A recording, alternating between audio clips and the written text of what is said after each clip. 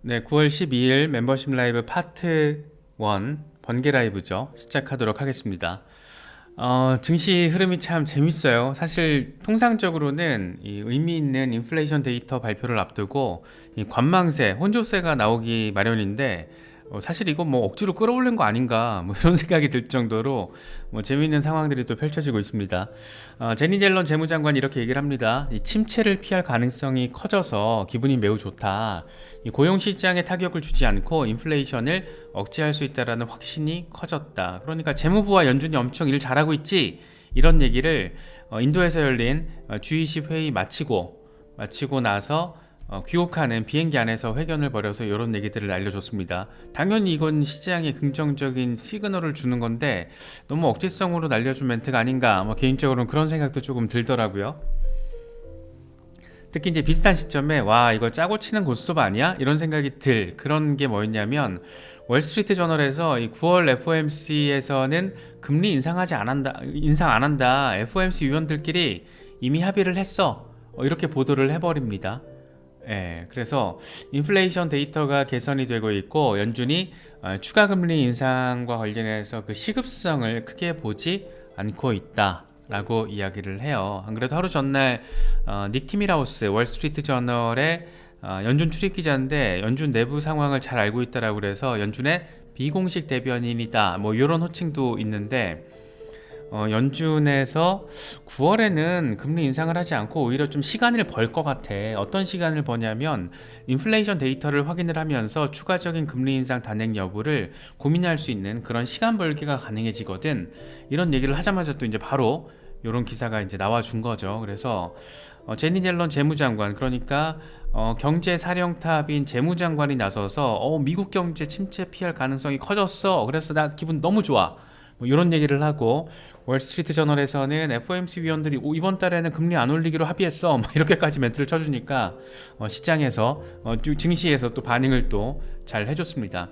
조금 전에 제가 가져온 건데 왼쪽이 지금 9월 FOMC에서 금리를 동결할 가능성 93%, 0.25%포인트 인상할 가능성이 7%, 거의 압도적인 상황이 지속되고 있어요. 거의 9월에는 동결 이렇게 시장에서는 바라보고 있다라고 보시면 될 것 같고 오른쪽이 11월 상황이거든요. 이 동결할 가능성이 57.6%로 짜그라들었죠. 0.25%포인트 인상할 가능성이 39.8%, 0.5% 빅스텝 단행할 가능성이 2.7%. 두 개 합치면 거의 이제 인상과 동결이 거의 5대5.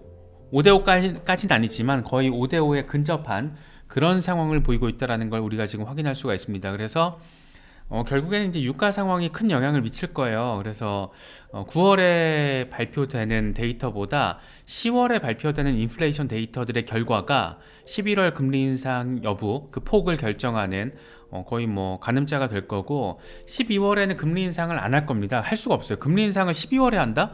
11월 말부터 이제 12월까지 미국이 소비 시즌인데 블랙 프라이데이부터 시작해가지고 12월에 금리를 올린다라는 거는 거의 뭐 미국 경제 골로 보내겠다라는 연준 의장의 의지가 되는 거기 때문에 그건 이제 엑스맨 되는 거죠. 그래서 12월 특히 이제 미국 경제에서 GDP에서 소비가 차지하는 비중이 3분의 2인데 미국 연중 최대 소비 시즌에 금리를 인상한다? 그거는 말이 안 됩니다. 그래서 상식적으로는 말이 안 돼요. 그래서 아마도 인상을 한다라면 11월에 한 번 정도 금리를 인상하고 나서 고금리 상황이 장기화될 가능성 그리고 나서 이제 내년쯤에 금리 인하가 단행될 가능성 뭐 이런 걸 생각해 볼 수가 있는데 이 전미은행가 협회 이게 미국 대형은행들 그러니까 뭐 JP 모건, 모건 스탠리 이런 곳에서 수석 이코노미스트 14명이 참여해서 구성된 곳이거든요. 그러니까 전미은행가 협회의 경제자문위원회가 그렇게 구성이 돼 있다라는 거예요. 그래서 여기서 이제 이런 얘기를 합니다.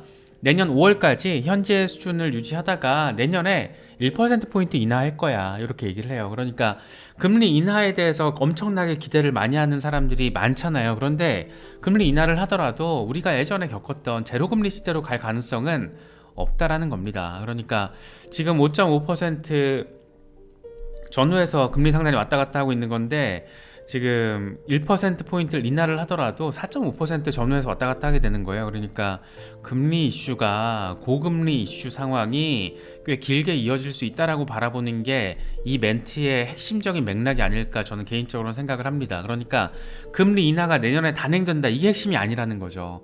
1%포인트 인하해봤자 그래도 4.5%대라는 거, 4%대.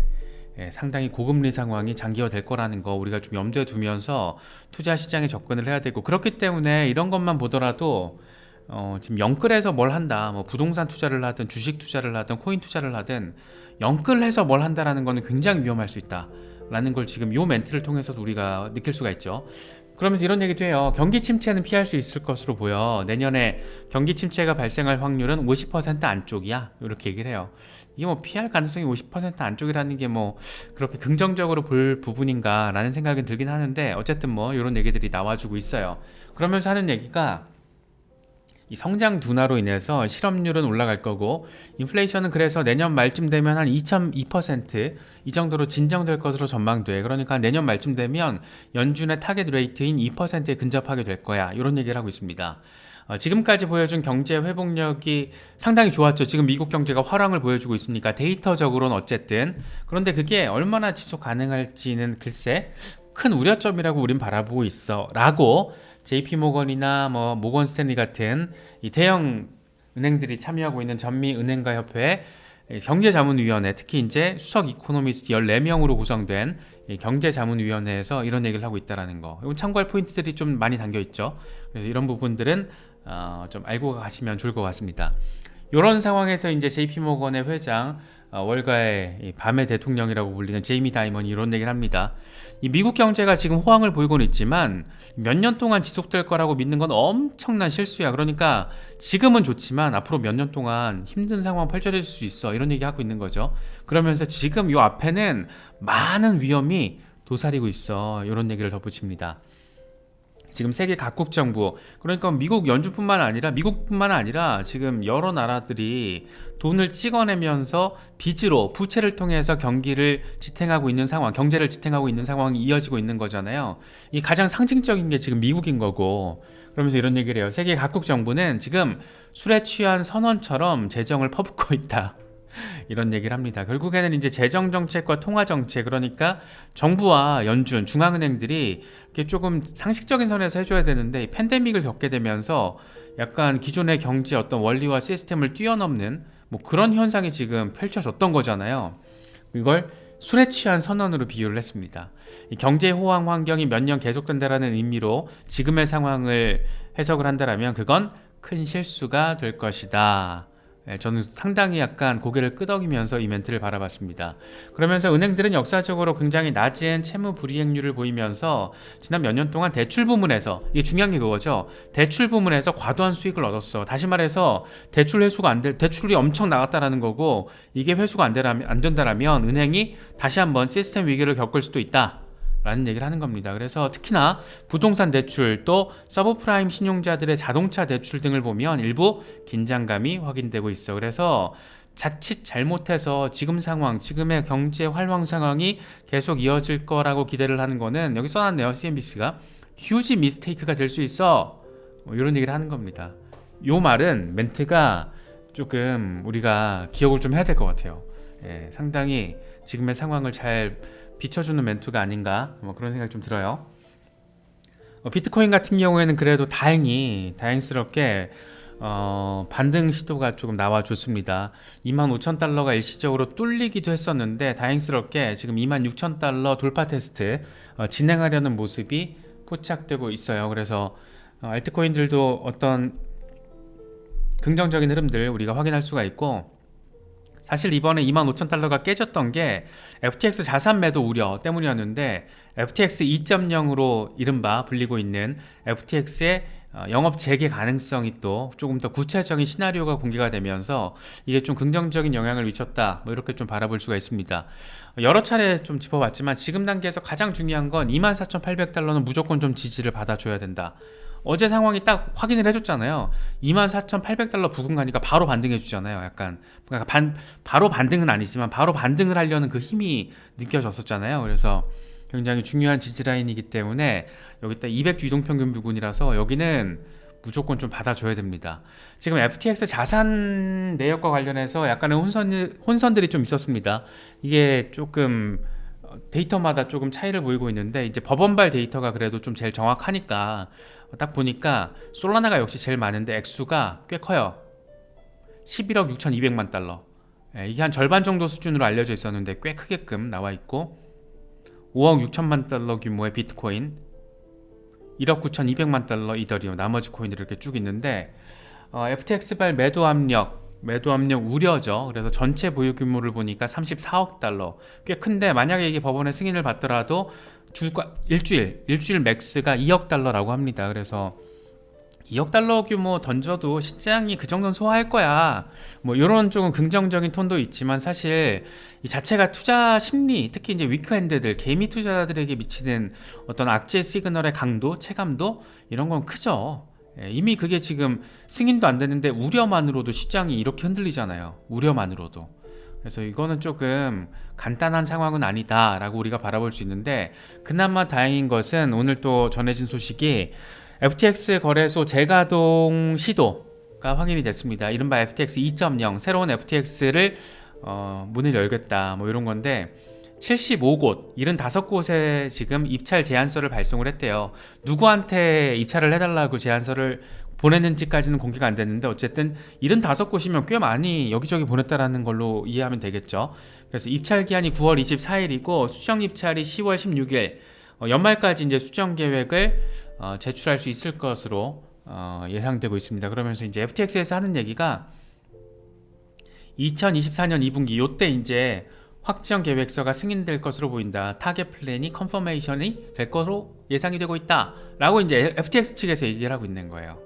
그래서 2024년 2분기, 내년 2분기인데 얘들이 왜 내년 2분기를 하겠어요? 뻔하죠. 비트코인 반감기에 맞춰서 우리도 다시 돈을 열심히 벌고 싶습니다. 수수료를 열심히 벌어 먹어보겠습니다. 많이들 와주세요. 뭐 이런 얘기 하고 있는 거죠. 그래서 FTX 참 듣기만 해도 이제 막 골치 아프게 느껴지는 경우도 많은데 어쨌든 FTX가 이렇게 재가동 시도를 하고 있다라는 거, 구체적인 이 타임 스케줄이 공개가 됐다라는 거, 그게 이번에 비트코인의 반등 26,000달러 돌파 시도에 다시 나갈 수 있게끔 한 그런 동력으로서의 역할을 해줬다. 뭐 이렇게 좀 바라보시면 될 것 같습니다. 이건 지금 캡틴 5 건데 비트코인 데일리 차트예요. 데일리 차트인데 지금 가격은 지지라인에서 지지세가 살짝 확인되고 있고 동시에 RSI를 보니까 강세 다이버전스 나와주고 있는데 지금 상황에서 강세 다이버전스가 계속 이어준다라면 매수세가 달라붙어서 가격이 이렇게 반등을 할 거야. 그래서 28,000달러 정도까지는 다시 갈 거야. 그러면서 이제 3만 달러 돌파 가능성에 대해서 이야기를 하고 있는 거죠. 그래서 강세 다이버전스가 계속 이어진다라면 안도랠리가 지금 오고 있는 것 같은데 이런 얘기를 하고 있는 겁니다. 뭐 이렇게 좀 됐으면 좋겠어요. 인컴 샤크 같은 경우에는 비트코인 도미넌스 일간 차트예요. 이거에 지금 이런 얘기를 합니다. 비트코인 도미넌스가 또 다른 움직임을 지금 준비하고 있어.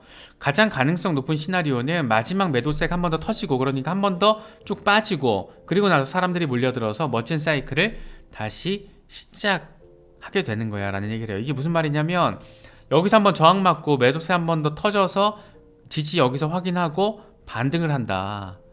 그렇게 비트코인 도미넌스가 크게 올라가면서 비트코인 시세를 끌어올리는 비트코인 중심의 장세가 펼쳐지는 그런 상황 다가올 것 같은데 그게 제일 시나리오 상으로는 가능성이 높아 보여. 이런 얘기를 지금 하고 있습니다. 아서 헤이즈 얘기가 재밌더라고요. 이게 내용이 또 길어가지고 이걸 조금 압축적으로 요약을 좀 해봤는데 Are we there yet? 우리가 왜 거기 아직 못 간 걸까? 거기가 뭐냐면 비트코인 7만 달러 얘기를 하고 있는 거예요. 그러니까 지금 비트코인이 왜 7만 달러에 거래가 되지 못하는 이유에 대해서 이야기를 하고 있는 건데 이거를 이제 거시경제적인 관점에서 말을 합니다. 일단 막 여러 가지 제가 순서대로 요약을 한 게 아니고 전체적으로 앞뒤를 조금 이해하기 쉽게 요약을 했어요. 그래서 글의 순서와는 좀 다릅니다. 이 내용은 오히려 이제 글의 후반부에 있는 건데 제가 조금 이해하기 쉬우시라고 정리를 다시 리프레이징을 했다라고 바라보시면 돼요.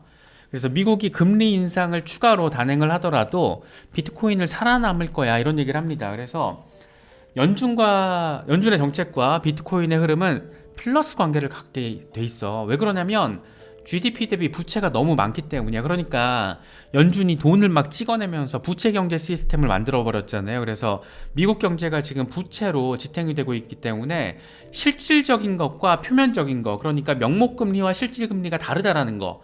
그래서 결과적으로는 명목금리 상황은 좋은 것 같아도 사실 실질적인 부분을 보면 지금 상황 엄청 안 좋거든. 그래서 위험자산이 리스크 테이킹을 할 수 있는 위험자산이 그래서 괜찮은 거야. 그러니까 주식이나 비트코인 같은 위험자산에겐 좋은 거야. 연준의 정책이. 사람들이 지금 뭔가 잘못 보고 있어. 이런 얘기를 하고 있는 겁니다. 그렇기 때문에 지금 전통적인 경제관념이 통하지 않게 됐다. 이 극단적인 환경에서는 상황이 바뀔 수도 있다. 뭐 이런 얘기를 합니다. 이 양반이 아프리카계 미국인으로서 최연소 비트코인 억만장자예요. 엄청 부자죠. 그러니까 맨날 이렇게 그냥 현학적인 글 길게 쓰면서 이런저런 이제 훈수 두는 것도 하는 게 돈이 엄청 많은 거죠. 비트맥스의 창업자이고. 그러면서 이런 얘기를 합니다. 국채 수익률이 겉으로 보기에는 5%대가 꽤 괜찮아 보이지만 이게 사실 정부가 엄청난 지출로 끌어올린 것이어서 실질 수익률은 마이너스 4%에 가까울 수가 있어. 그러니까 이 부채를 빼고 이게 부채로 그러니까 끌어올려진 거기 때문에 인플레이션이 됐다라는 거죠. 실질적인 가치는 오히려 마이너스야. 그러니까 한 10%포인트 정도 차이가 난다는 얘기를 지금 하고 있는 거예요. 그래서 국채 수익률이 이렇게 정부의 엄청난 지출로 올라갔다라는 거는 정부가 돈을 찍어내고 고강도 긴축을 단행을 하면서 국채 수익률이 올라가고 그렇게 부자들만 더 부자가 되는 시스템을 미국 정치권에서 의도적으로 만들어냈다. 뭐 이런 얘기를 지금 하고 싶은 거겠죠, 이 양반은. 그래서 결과적으로는 이게 지금 정상적으로 경제가 GDP가 화랑을 보이고 있는 게 아니고 이게 지금 부채로 경제가 숫자적으로만 좋게 보이게끔 플러스로 보이게 만든 거지 실질적으로는 국채 수익률만 해도 지금 플러스 5%대가 아니고 실질적으로는 마이너스 한 4% 수준에 가까울걸? 실질금리와 명목금리가 이렇게 큰 차이를 보이고 있어. 그러니까 사람들은 지금 명목금리에만 집중을 하고 있는데 실질적으로는 안 좋아. 상황 되게 안 좋은 거야. 그래서 경기가 안 좋으니까 위험자산이 그만큼 가치가 있어. 대표적인 위험자산이 뭔데? 비트코인. 이런 맥락으로 지금 이야기를 하고 있는 거예요. 그러면서 하는 얘기가 그래서 비트코인이 지금 7만 달러대 거래가 되지 않는 이유는 모든 사람들이 미국의 실질금리가 아닌 명목금리에만 집중을 하고 있기 때문이야. 그러니까 부채로 억지로 지금 끌어올린 이 명목금리 상황만 놓고 바라보니까 경기가 좋고 이 채권에만 지금 돈이 몰리고 있는 상황이 되고 있는데 그게 아니라니까. 실질금리는 지금 마이너스 상황이야. 그러니까 비트코인이 사실 그것만 아니면 억지로 이렇게 돈 찍어내고 긴축한 것만 아니면은 오히려 비트코인은 지금 7만 달러대 거래될 수 있었는데 아이씨 이런 얘기 지금 하고 있는 거죠. 그래서 이걸 종합을 하면 위험자산은 그렇기 때문에 투자자들에게는 여전히 매력적이라고 할 수 있지. 대표적인 위험자산 비트코인 이런 얘기 하고 있는 거예요. 그래서 재밌더라고요. 약간 저는 재밌게 느껴졌고 사실 지금 우리나라도 그렇고 우리나라도 지금 가계부채가 GDP의 2배잖아요. 뭐 정부 부채, 기업 부채 말할 것도 없고 그런데 그 동일한 상황이 중국 마찬가지잖아요. 사이즈 엄청 더 크게 마찬가지 거고 미국 말할 것도 없고 뭐 하나 터지면 지금 줄줄이 다 터질 수 있는 굉장히 위험한 상황이다라는 거는 분명해 보입니다. 분명해 보이고 앞서서 말씀드렸던 것처럼 굉장히 조금 아슬아슬한 국면들이 자리하고 있어요. 그래서 약간 뭐 부동산 부채 긴장감이 지금 포착되고 있다라고 제이미 다이먼드 이야기를 했는데 우리나라만 하더라도 지금 PF 금리가 20% 이러잖아요. 지금 건설사들 PF 금리 뭐 하나 터지면은 또 저축은행 파산 사태 이런 거 나오는 겁니다. 그래서 간단하게 지금 멍 때리고 뭐 좀 떨어지면 뭐 좀 사볼까 빚내서 뭐 부동산 좀 해볼까 뭐 이런 생각하다가는 큰일 날 수 있다라는 거. 그러니까 그렇게 하지 말아야 된다 하면 안 된다가 아니고 굉장히 보수적으로 신중하게 조심스럽게 접근을 해야 되는 시기는 분명해 보인다라는 점에 저는 동의를 하고 있어요. 그래서 아마 대부분 인식하고 계시지 않을까 생각이 되는데 그런 부분들은 조금 이렇게 참고하시면서 시장 대응을 하시면 더 좋을 것 같습니다.